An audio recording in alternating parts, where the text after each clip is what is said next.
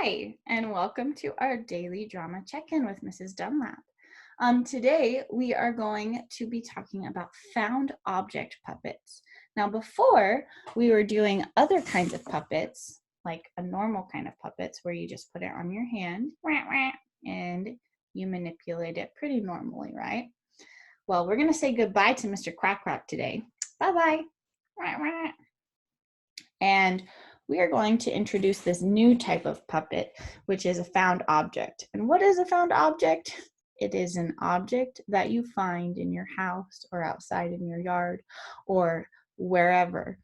Now, as long as you don't alter these things, you can use anything you want. But if you want to start like putting eyes on these things or whatever you want to do, check with your parent first. Don't just take your mom's favorite wooden spoon that she likes to use to cook and then start drawing eyes on it or something, because I bet she would not be very appreciative of that.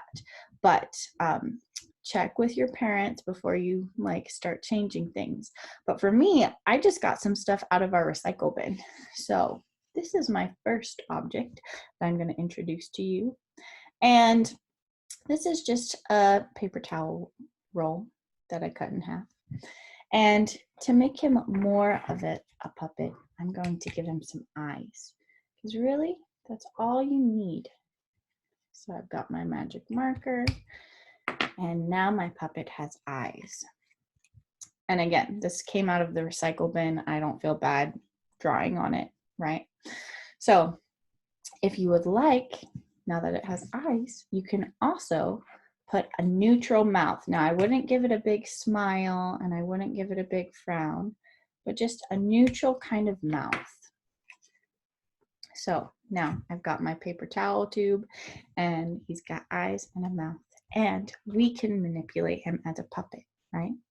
So we're going to do the same thing we did with our regular puppets or our stuffed animals, and we're going to manipulate this as a puppet. So first of all, let's have him look up. Let's have him look down. Let's have him look left and right. And all of a sudden, our trash has become a puppet. Isn't that crazy? Have you guys seen the new Toy Story with Forky, the spork that the little girl turns into a toy, right? That's what we're doing. So now let's give our puppet emotions. Ready? Let's have our puppet that is a found object. Let's have him be happy. Let's have him be sad. Let's have him be angry. Let's have him be scared. Let's have him be surprised. Let's have him be worried.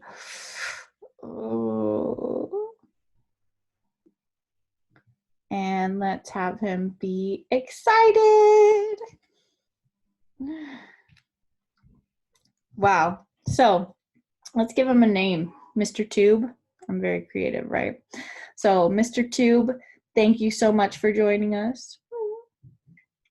And we are going to introduce our next found object puppet.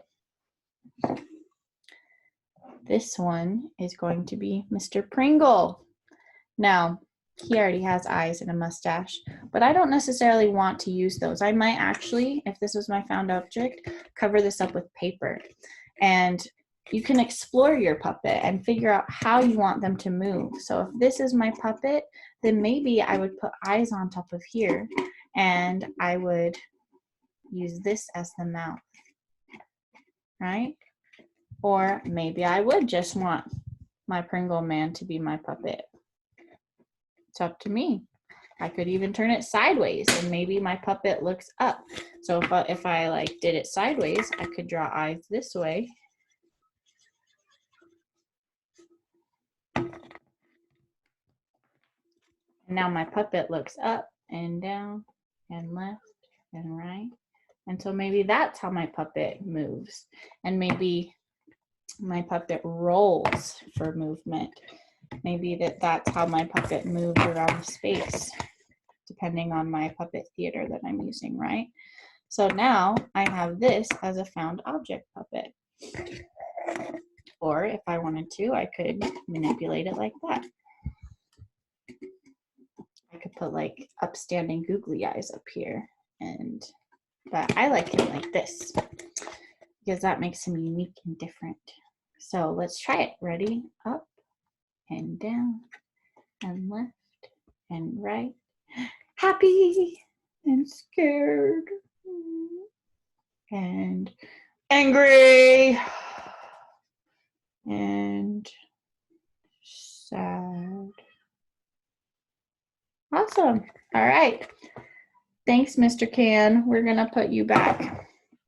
Now we've got another one here. I've got an empty crackers box, and I think I want my puppet to interact like this. So I'm going to draw some eyes right here.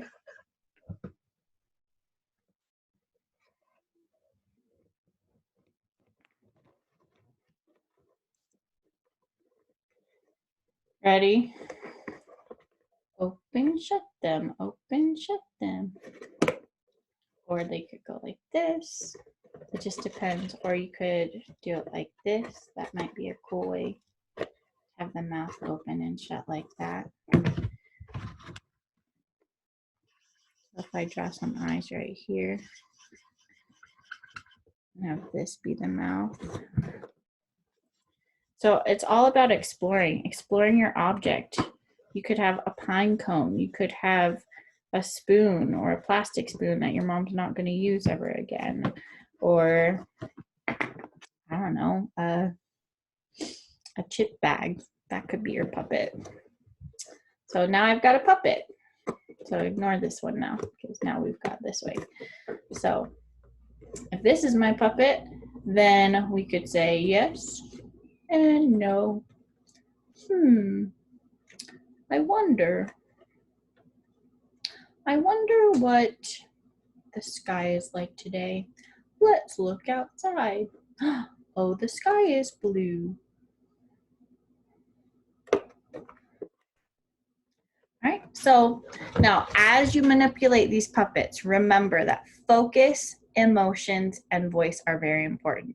Whether or not your puppet has words, those three things are going to make or break this puppet for you. Now, your audience will believe this. They will believe in this character if you can manipulate it realistically using our puppetry qualities of focus, emotions, and voice. So go ahead and make your puppets, make your found object puppets, go search your house and find things. And before you start drawing on things, definitely ask your parents if you're allowed to use it.